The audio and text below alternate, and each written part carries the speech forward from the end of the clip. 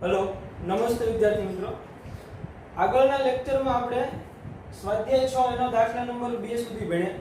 હવે દાખલા નંબર 3 એમાં એવું કીધું છે કે એક સમભુજ ત્રિકોણના અચળ આધારનું માપ b છે તથા બે સમાન લંબાઈની બાજુઓના માપ 3 સેમી પ્રતિ સેકન્ડના દરે ઘટી રહી છે।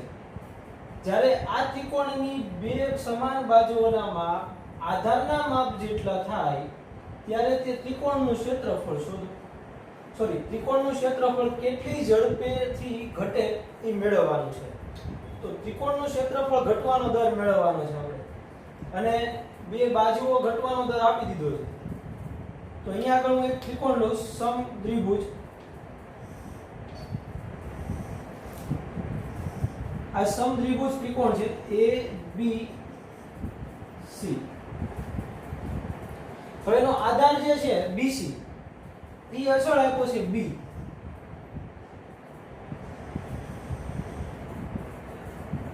અહીંયા D કહી દો।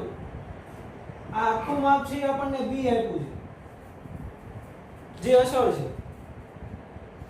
હવે આ બે બાજુઓ ઘટવાનો દર, આ બે બાજુ સમાન છે સમદ્વિભુજ, આને આપણે x કહીએ। તો એ બે બાજુ સમાન છે એનો ઘટવાનો દર એટલે dx/dt આપી દીધું સમયની સાપેક્ષે એ ઘટે, એ એટલી ઘટે કે જ્યારે BC જેટલું થઈ જાય આધાર અને આ બે બાજુઓ એટલે કે સમબાજુ ત્રિકોણ થઈ જાય એટલું ઘટાડવાનું, ત્યારે ત્રિકોણનું ક્ષેત્રફળ ઘટવાનો દર છે એ મેળવવાનો છે। હવે ધારી લઈએ, ધારો કે ત્રિકોણ ABC માં BC આધાર बराबर B तथा AB बराबर AC बराबर x છે। હવે બે સમાન બાજુ ઘટવાનો દર એટલે કે dx/dt આપણને આપી દીધું, કેટલું આપ્યું -3 સેમી પ્રતિ સેકન્ડ। જો અહીંયા લખ્યું 3 સેમી પ્રતિ સેકન્ડ, દરે ઘટે છે, ઘટે એટલે માઈનસ, આ ઋણ નિશાની છે એ ઘટવાનો દર બતાવે એટલે dx/dt -3 સેમી પ્રતિ સેકન્ડ થશે। હવે ત્રિકોણનું ક્ષેત્રફળ જોઈએ।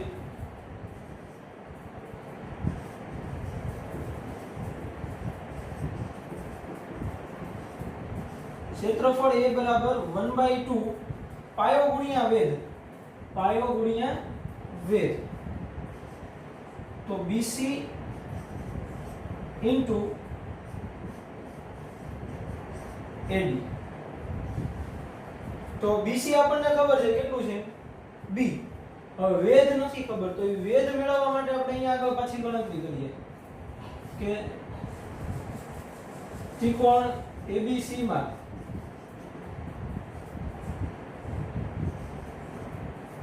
ADB એટલે આ ખૂણો છે D એ π/2 છે, તેથી પાયથાગોરસ પ્રમેય મૂકીએ તો AB નો સ્ક્વેર બરાબર AD નો સ્ક્વેર પ્લસ BD નો સ્ક્વેર। તો હવે જો AB છે BC છે એ આખું B હોય તો અહીંયા આગળ લખીએ તો આ એટલો ભાગ છે B/2 થશે, આ પણ B/2 એટલે BD છે એ B/2 થઈ ગયું। AB x ધાર્યું છે આપણે એટલે x² AD આપણે મેળવવાનું છે, AD નો સ્ક્વેર પ્લસ BD નો સ્ક્વેર એટલે B નો સ્ક્વેર છેદમાં 4, કેમ કે BD કેટલું છે B/2। તો AD² બરાબર કેટલું થયું x² B²/4। તો AD બરાબર √x² B²/4 આ મળી ગયું AD। હવે BC અને AD ની કિંમત છે એ ક્ષેત્રફળમાં મૂકીએ આપણે।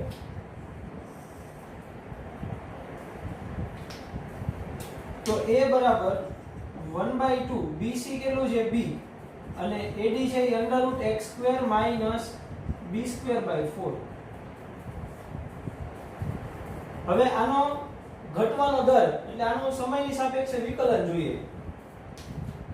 તો dA/dt is equal two 1/2 b તો અચળ છે કીધું ને b અચળ છે અચળ ધારનું માપ b છે એટલે b અચળ થઈ ગયું તો આનું વિકલન કરવાનું હવે અંડર રૂટ x નું આપણે જાણીએ રૂટ x નું કેટલું થાય તો કે 1/2 રૂટ x તો 1/2 રૂટ x એટલે આખું x² - b²/4 અને વળી પાછું x નું એટલે આનું કરવાનું તો આનું વિકલન કેટલું થશે 2x આ તો અચળ એનું 0 અને વળી પાછું x નું dx/dt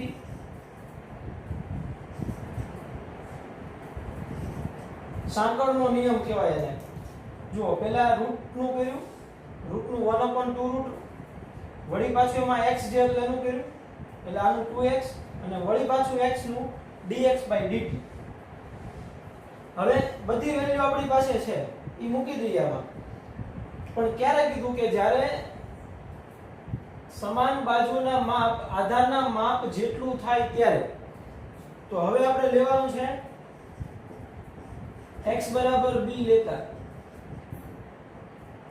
તો x બરાબર b હોય ત્યારે તો dA/dt is equal to 1/2 b આ 2 કેન્સલ થઈ જશે હવે અહીંયા આગળ x બરાબર લેવાનું છે b તો b છેદમાં under route b² - b²/4 into dx/dt આપ્યું છે કેટલું આપ્યું છે -3 તો dA/dt છે એ કેટલું મળે જુઓ -3b²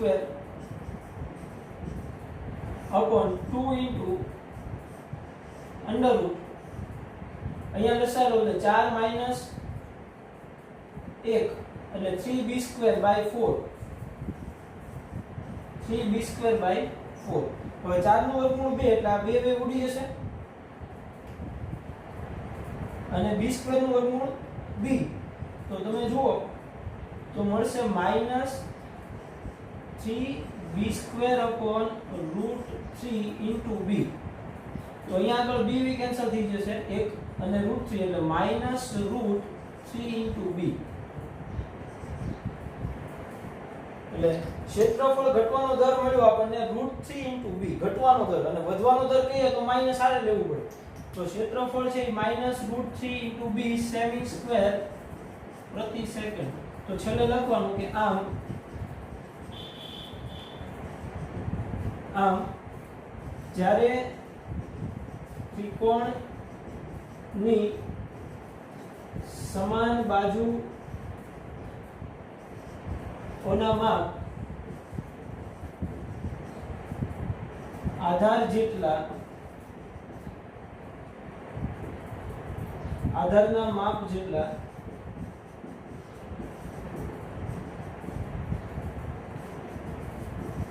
થાય ત્યારે તે ત્રિકોણ નું ક્ષેત્રફળ √3 * b સેમી સ્ક્વેર પ્રતિ સેકન્ડ ના દરે ઘટે છે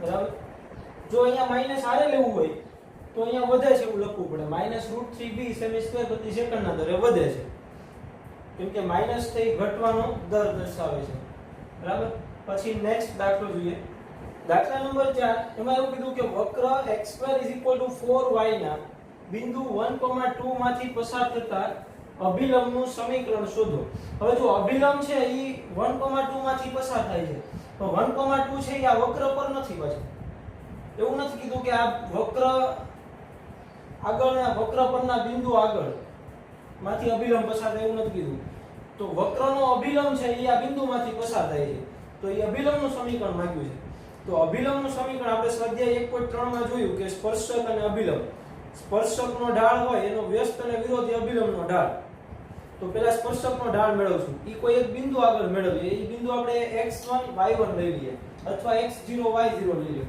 તો પહેલા વક્ર જે છે ઈ x² = 4y છે એનું વિકલન કરીએ તો 2x = 4 dy/dx તેથી dy by dx is equal to x by 2. તો x1 y1 આગળ સ્પર્શકનો ઢાળ dy by dx of x1 y1 is equal to x1 upon 2 થશે. તેથી x1 y1 આગળ અભિલંબનો ઢાળ 1 upon dy by dx of x1 y1. તો આનું વ્યસ્ત અને વિરોધી -1 upon એટલે -2 upon x1. તો આ x1 y1 આગળ ઢાળ મળી ગયો. એ x1 y1 આગળ આપણે સમીકરણ મેળવ્યું અભિલંબનું. તેથી x1 y1 આગળ અભિલંબનું સમીકરણ. તો અભિલંબનું સમીકરણ y y1 is equal to અભિલંબનો ઢાળ એટલે આ મળ્યું આપણને -2 upon x1 into x minus x1. આને સમીકરણ નંબર 1 કહી દઉં. આ x1 y1 આગળ આપણને સમીકરણ મળી ગયું અભિલંબનું, જે 1,2 માંથી પસાર થાય. એટલે અભિલંબ છે ઈ 1,2 માંથી પસાર થાય. હવે એનું પસાર થાય એનું સમાધાન કરે. તો આનું સમાધાન થશે. તો જુઓ તો જોઈએ, અહીંયા આગળ y બરાબર 2 અને x બરાબર 1 લેવાનું છે. તો 2 y1 is equal to -2 upon x1 into 1 minus x1. તો આનું સાદુરૂપ આપીએ. 2 minus y1 is equal to -2 upon x1 minus minus plus 2 x1 ઉડી જશે એટલે ખાલી 2. તો હવે બે બાજુથી 2 કેન્સલ થઈ જશે એટલે -y1 is equal to -2x1 એટલે માઈનસ માઈનસ પ્લસ. એટલે હવે આપણને શું મળ્યું? તો કે y1 is equal to 2 upon x1. હવે વક્ર છે એના પરનું બિંદુ આપણે x1 y1 લીધું. તો આ બિંદુ છે આનું સમાધાન કરે. x1 y1 એ વક્ર પર હોવાથી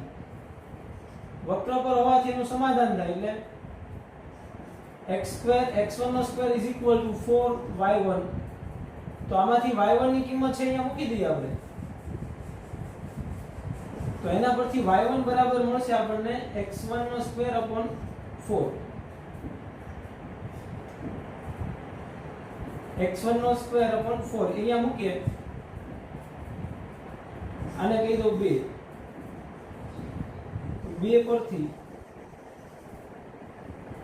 x1 નો સ્ક્વેર છેદમાં 4 is equal to 2 upon x1. x1 ને ગુણાવો 4 ને પેલી બાજુ તો x1 નો ઘન બરાબર 8. તેથી x1 બરાબર 2. બે બાજુ ઘનમૂળ લીધું. x1 બરાબર 2 તો y1 બરાબર કેટલા મળે અહીંયા આગળ જુઓ. તો y1 બરાબર 4/4 is equal to 1. તેથી 2,1 આ બિંદુ છે એ કોનું મળ્યું આપણને? અભિલંબ વક્ર પરનું બિંદુ મળી ગયું. તો એ બિંદુ આગળ સમીકરણ. તો તેથી આમ તો હવે x1 y1 છે સીધું સમીકરણમાં જ મૂકી દઈએ એટલે સીધો જવાબ મળી જાય. તો સમીકરણ 1 પરથી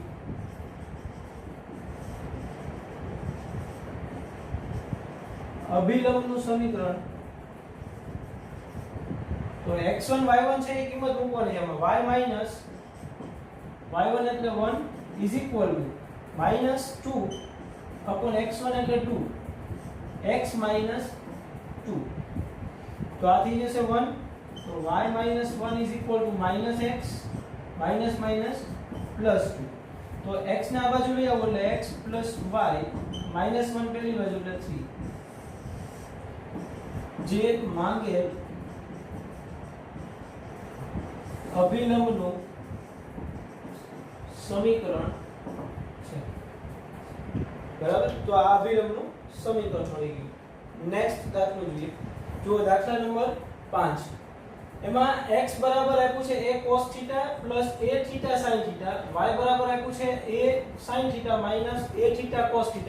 પ્રસરણ સમીકરણ વાળા વક્રનો θ બિંદુ આગળનો અભિલંબ ઉગમ બિંદુથી અચળ અંતરે આવેલો છે તેમ સાબિત કરો.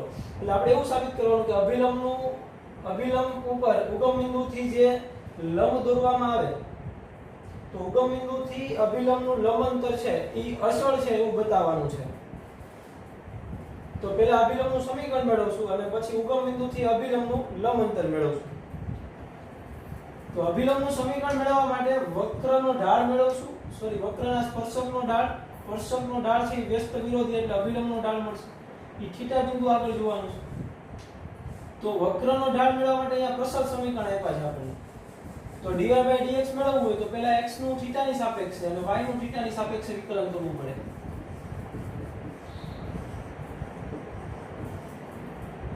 તો dx/dθ is equal to a cos θ નું થશે minus sin θ એટલે minus a sin θ plus a અચળ છે.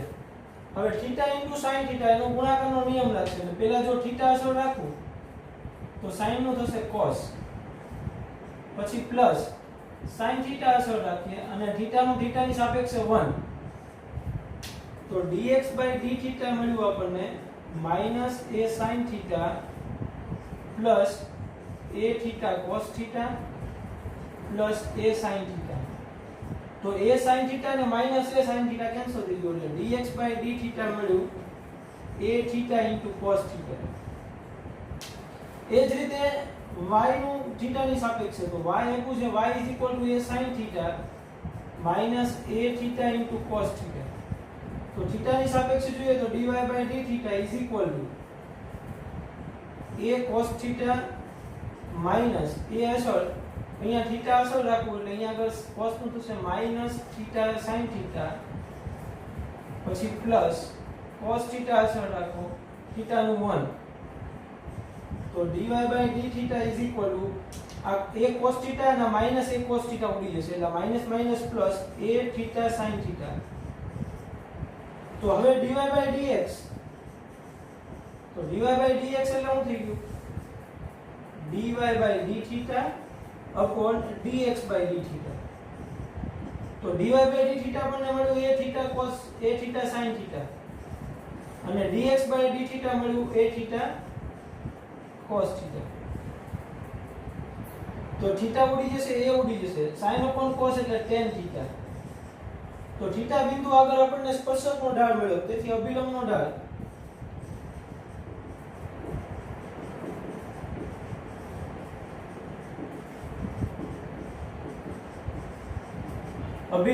કેટલો થાય તો કે આનું વ્યસ્ત અને વિરોધી -1/tan θ એટલે m બરાબર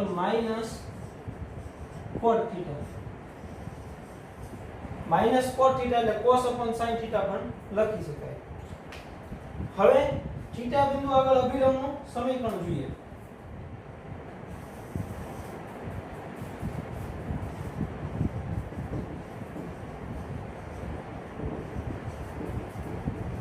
અભિલંબનું સમીકરણ y minus y1. તો અહીંયા આગળ જુઓ તમે તો y1 કોને લેવાનું છે આ બિંદુ આગળ θ બિંદુ એટલે x, y બિંદુ. તો x અને y આપણને આપી ગયા તો આખે આખું y અહીંયા મૂકવાનું y1. તો આ થશે y1 θ sin θ આ minus minus plus a θ cos θ is equal to ઢાળ મળ્યું માઈનસ cot θ એટલે માઈનસ cos θ ના છેદમાં sin θ into x minus x1 એટલે આખું a cos θ માઈનસ અંદર ગુણ્યા એટલે માઈનસ a θ sin θ. બરાબર. હવે આ sin θ ને અહીંયા ગુણાવો અને માઈનસ cos θ ને અંદર. તો sin θ into y minus θ sin θ નો સ્ક્વેર અહીંયા પણ sin θ ગુણાવી પછી અહીંયા plus a θ cos θ into sin θ is equal to minus cos theta અંદર ગુણાવો minus cos theta into x minus minus plus a cos square theta અને minus minus plus a theta sin theta into cos theta.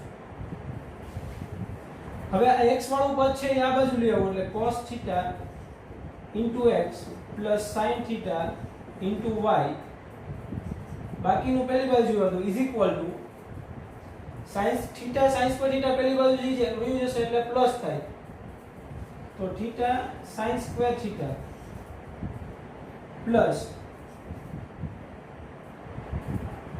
Sorry અહીંયા આગળ a છે a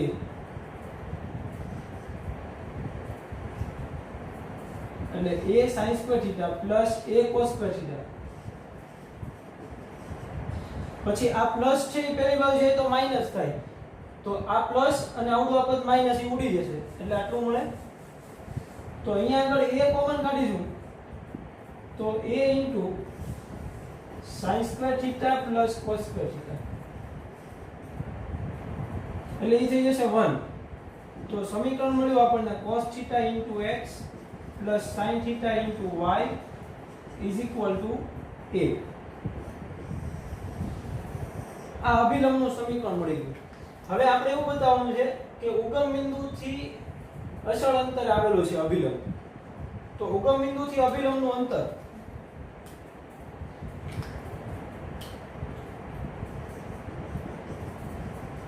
ઉગમ બિંદુ 0,0 થી અભિલંબ cos theta x plus sin theta y is equal two a નું આ a ને આ બાજુ લઈ આવો એટલે માઈનસ a ઇક્વલ ટુ 0 નું લંબ અંતર p હોય તો p બરાબર હવે જુઓ ax by c બરાબર 0 નું x1 y1 થી લંબ અંતર બિંદુથી રેખાનું લંબ અંતર આપણે 11મા ધોરણમાં ચેપ્ટર નંબર 10 રેખા ચેપ્ટરમાં ભણી ગયા કે બિંદુથી રેખાનું લંબ અંતર બરાબર mode ax1 b y1 c upon under root a square plus b square. તો a એટલે x નો સહગુણક તો અહીંયા આગળ x નો સહગુણક કેટલો છે cos થીટા તો mode cos theta into x1 કોણ છે તો કે બિંદુ કયું બિંદુ 0 0 તો અહીંયા x1 થશે 0 પ્લસ b એટલે sin થીટા y1 છે 0 પછી c એટલે અહીંયા આગળ c કોણ છે માઈનસ a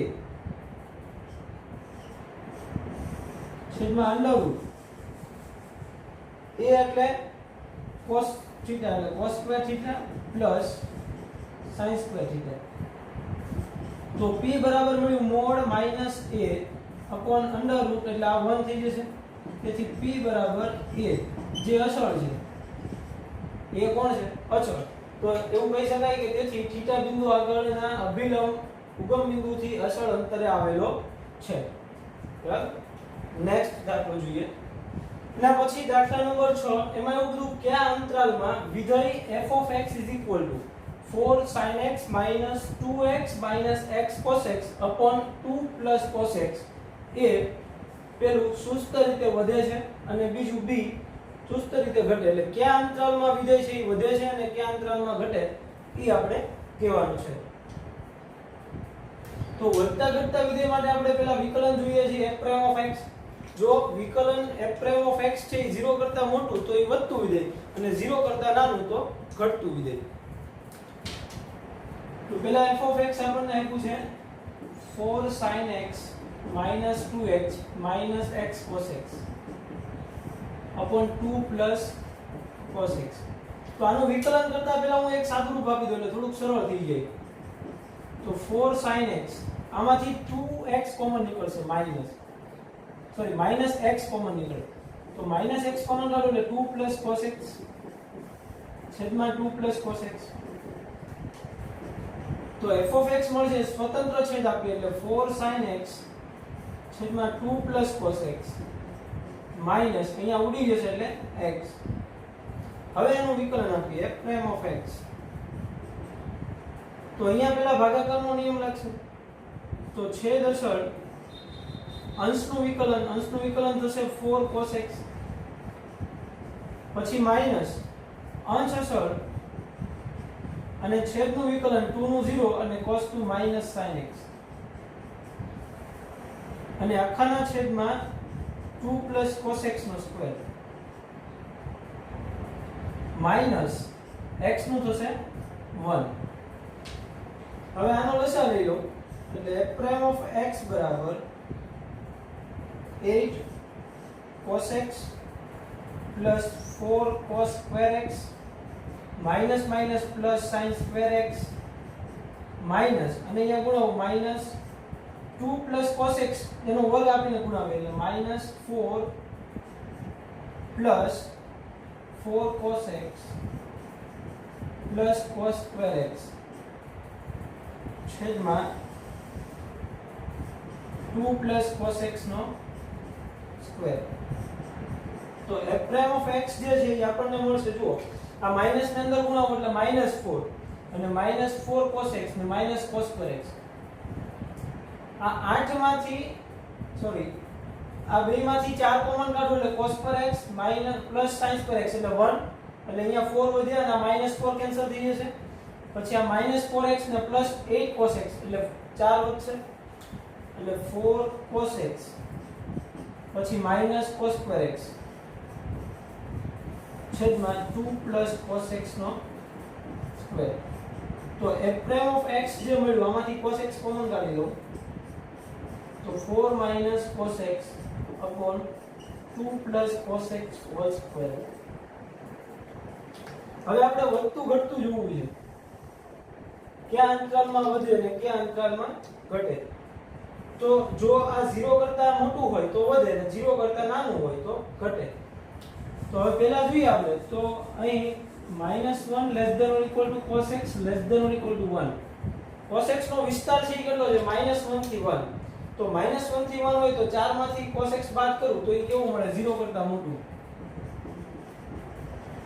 હોવાથી 4 cos x greater than 0 તથા 2 plus cos square x પણ કેવું થાય greater than 0 કેમ કે વર્ગ આપ્યો છે પાછું.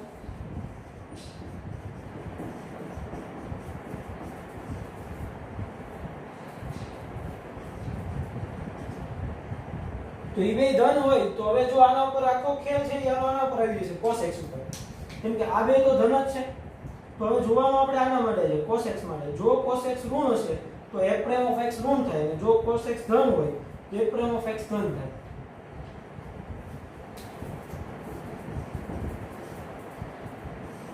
cos x એ પ્રથમ તથા ચતુર્થ ચરણમાં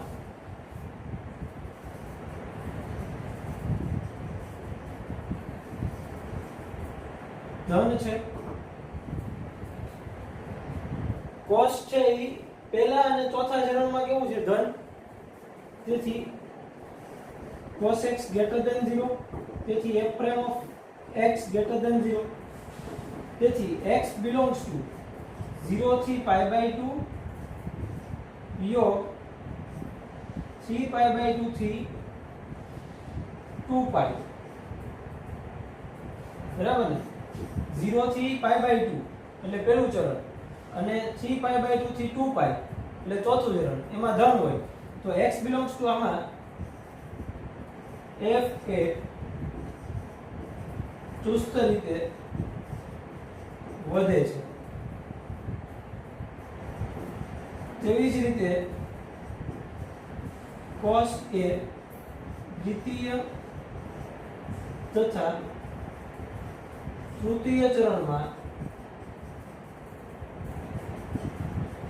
ઋણ છે તેથી cos x less than 0. હવે બીજા અને ત્રીજા ચરણમાં cos નું મૂલ્ય કેવું છે ઋણ તો એ less than 0 તો less than 0 એટલે કે f prime of x less than 0 તેથી x belongs to π/2 થી π યોગ π/2 થી π અને π થી 3π/2.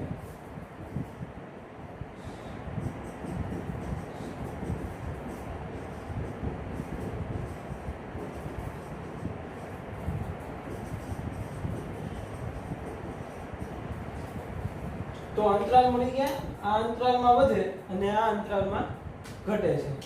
પછી નેક્સ્ટ દાખલા નંબર 7. પછી જો દાખલા નંબર 7 છે એ દાખલા નંબર 6 ગણ્યો આપણે એના જેવો જ છે કે વિધેય છે f of x આપ્યું છે. એ વધતું વિધેય ક્યાં છે અને ઘટતું વિધેય ક્યાં છે તે અંતરાલ નક્કી કરવાનો છે. તે તમારે જાતે ગણવાનો. જો ન થાય તો મને WhatsApp પર સંપર્ક કરી શકો. પછી દાખલા નંબર 8 એમાં કીધું કે જેનું શીર્ષ પ્રધાન અક્ષનું એક અંત્ય બિંદુ હોય તેવા ઉપવલયમાં અંતર્ગત ત્રિકોણનું મહત્તમ ક્ષેત્રફળ. હવે ત્રિકોણનું એક અંત્ય બિંદુ છે એ ક્યાં ત્રિકોણનું એક શીર્ષ એ પ્રધાન અક્ષનું એક અંત્ય બિંદુ છે. એટલે ત્રિકોણનું એક શિરોબિંદુ છે એ કોણ છે? પ્રધાન અક્ષનું અંત્ય બિંદુ. ઉપવલય છે અહીંયા આગળ તમે જાણો ઉપવલય છે એ કેવું છે?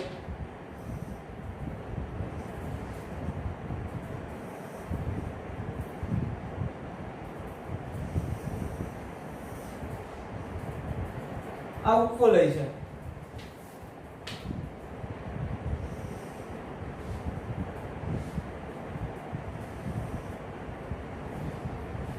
ઉપવલય છે.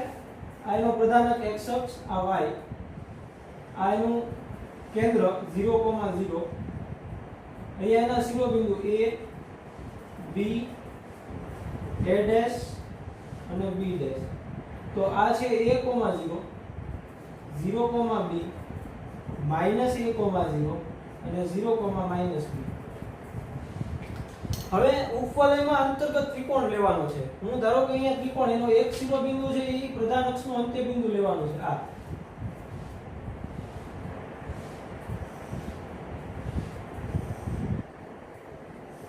એટલે ધારો કે અહીંયા આગળ મેં ત્રિકોણ લીધું, આને નામ આપી દો p અને આને કીધો q.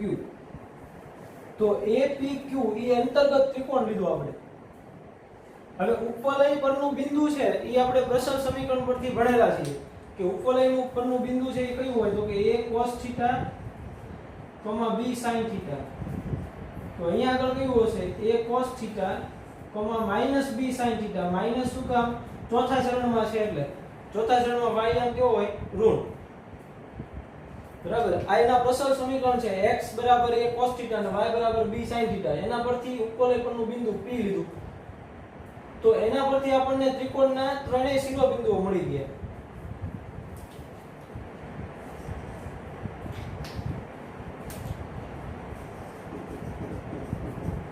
ધારો કે શીર્ષ ત્રિકોણનું શીર્ષ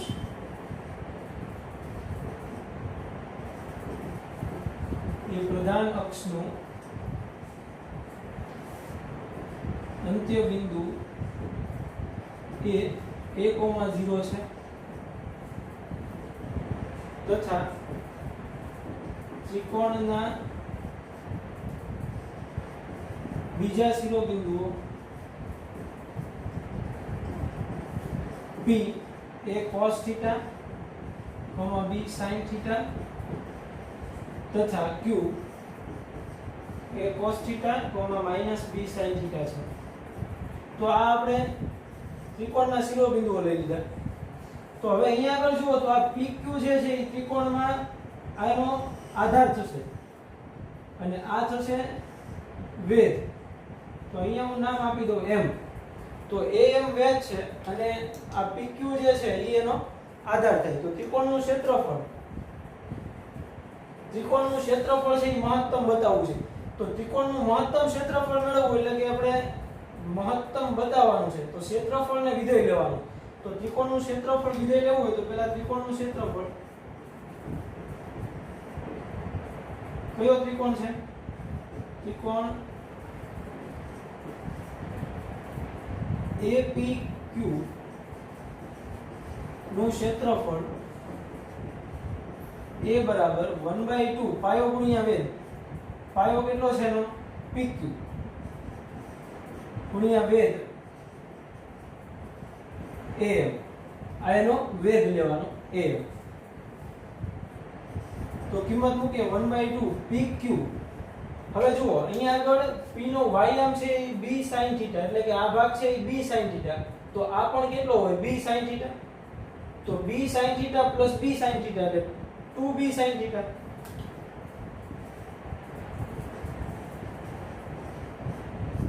પછી am with, હવે આ ભાગ કેટલો છે? તો કે a cos θ. જો p નું એક્સિયમ છે એ a cos θ, એટલે આ એક્સિયમ થયો, એટલે આટલું અંતર છે એ a cos θ છે, અને આખું અંતર જે છે એ a છે. તો a માંથી a cos θ બાદ કરવું એટલે આ am મળે. એ લખ્યું હોય તો લખી નખાય કે am બરાબર a minus a cos θ. અહીંયા લખીએ કે am બરાબર OA minus OM, એટલે કે a minus a cos θ. તો am આપણને વેધ મળી ગયો, a minus a cos θ. તો આ 2 2 ઉડી જશે, એટલે a બરાબર a into આમાંથી a કોમન કાઢો એટલે ab into sin θ into 1 minus cos θ. તો આ થઈ ગયું આપણું વિધેય.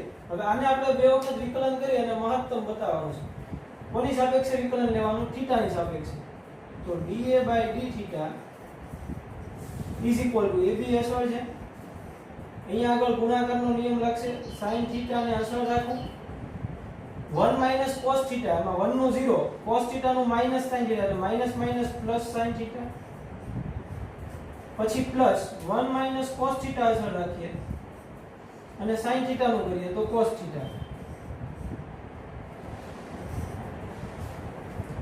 તો dA by dθ જે છે એ આપણને મળશે ab sin square θ પ્લસ અને અંદર ગુણાવો એટલે cos θ minus cos square θ. તો cos θ આ બેમાંથી માઈનસ કોમન કાઢો એટલે cos square θ minus sin square θ. તો સૂત્ર મળશે આપણને dA by dθ is equal to ab into cos θ, પછી આ બેમાંથી માઈનસ કોમન કાઢો એટલે માઈનસ કોમન કાઢી એટલે આ પ્લસ થઈ જશે cos square θ, અને આ પ્લસ છે એ માઈનસ થઈ જાય sin square θ. તો dA by dθ આપણને મળશે ab cos θ minus cos square θ minus sin square θ એટલે cos 2θ. હવે એનું બીજી વખત વિકલન આપીએ તો d square a by dθ નો square is equal to ab અસર છે, cos θ નો થશે minus sin θ, પછી cos 2θ નું minus sin 2θ અને 2θ નું 2, તો minus minus plus 2 sin 2θ.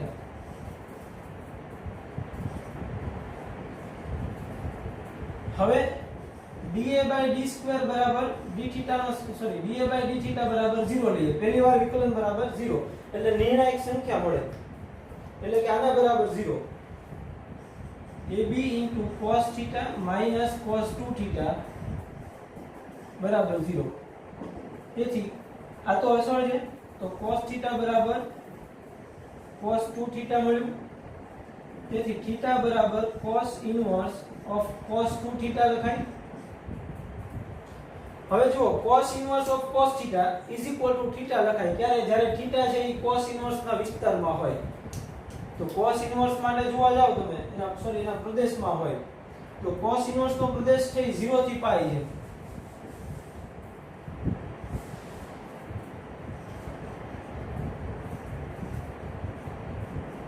એટલે θ છે એ કેમાં હોવો જોઈએ?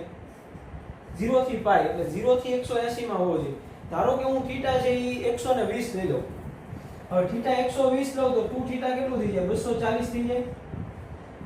જો θ 120 લીધો હોય તો 2θ 240 થઈ જાય. તો 2θ છે એ 180 બહાર થઈ ગયું, તો એના પ્રદેશમાં આવે નહીં. એના પ્રદેશમાં લાવવા માટે આપણે એને કંઈક ઉમેરવું પડે અથવા તો બાદ કરવું પડે. તો હું એને 360 માંથી બાદ કરી દઉં. 360 minus 140 કરી નાખો એટલે 120 મળી જાય. તો 120 છે એ ક્યાં મળ્યું? 0 થી 2π માં, 0 થી π માં. તો અહીંયા આગળ આપણે આ થીટા ચેન્જ કરવો પડશે. Theta is equal to cos inverse of cos 2π minus 2 theta. 2π એટલે 360 એટલે 2π માંથી બાદ કર્યું એટલે ત્યારે આપણને આમાં મળી ગયું. બરાબર. તો થીટા ઇઝ ઇક્વલ ટુ કેટલા મળશે જુઓ. હવે cos અને cos ઇનવર્સ કેમ કે આ થીટા જે છે 2π માઈનસ 2 થીટા ઈ હવે cos ઇનવર્સ ના પ્રદેશમાં આવી ગયું એટલે આને સીધું લખીએ કે 2π માઈનસ 2 થીટા. તો 2 થીટા બાજુ એટલે 3 થીટા ઇઝ ઇક્વલ ટુ 2π. તો થીટા ઇઝ ઇક્વલ ટુ 2π/3. તો થીટા ની કિંમત માટે અહીંયા આપણે જોવાનું છે. તો હવે d2a/d નો square of theta is equal to 2π/3.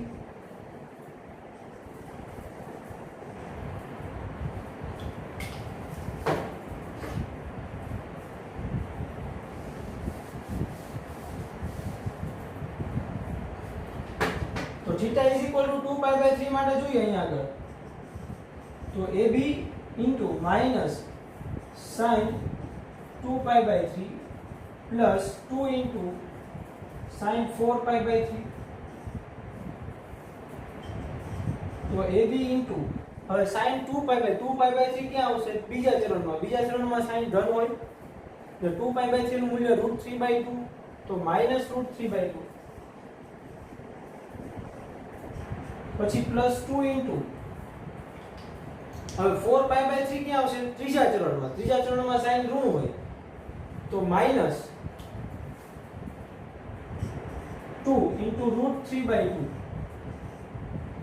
2 2 cancel થઈ જાય તો આ માઈનસ છે એટલે -3√3/2 થશે એટલે ઋણ થયું લેસ ધેન 0.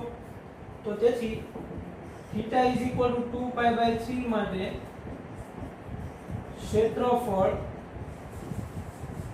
મહત્તમ મળે. થીટા બરાબર 2π/3 માટે ક્ષેત્રફળ મહત્તમ થઈ ગયું. તો મહત્તમ ક્ષેત્રફળ મેળવવાનું છે. તેથી મહત્તમ ક્ષેત્રફળ એ બરાબર 1/2 AB sin θ 1 minus cos θ. તો અહીંયા આગળ થીટા બરાબર 2π/3 માટે લઈ લેવાનું. તો થીટા બરાબર 2π/3 મૂકું પછી a બરાબર 1/2 AB sin 2π/3 એટલે √3/2 into 1 minus cos 2π/3. cos બીજા ચરણમાં ઋણ હોય એટલે માઈનસ અને 2π/3 નું મૂલ્ય 1/2 થાય એટલે માઈનસ માઈનસ પ્લસ 1/2. તો 3/2 એટલે a બરાબર 1/2 AB into √3/2 into 3/2 તો કેટલા થશે 8 એટલે 3√3 AB by 8. તો આ મળ્યું આપણને મહત્તમ ક્ષેત્રફળ. બરાબર. તો આજે એટલે સુધી રાખીએ. નેક્સ્ટ લેક્ચરમાં આગળના દાખલા છે એ ગણીશું. Thank you.